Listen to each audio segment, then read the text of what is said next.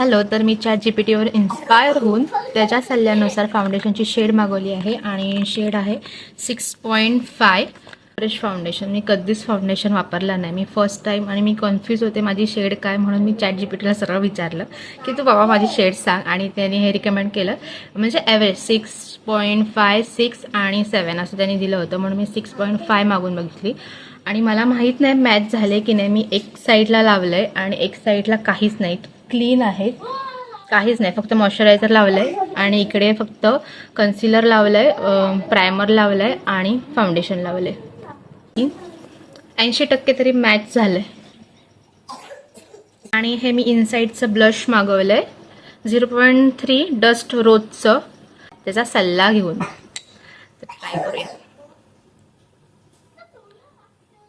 आणि ब्लश पण मी first time use करते, म्हणजे मी पहिले लिपस्टिक लावायची आणि तोच लिपस्टिकचा उरलेला भाग तिथे लावायची, आणि आता ब्लश लावते. बघ,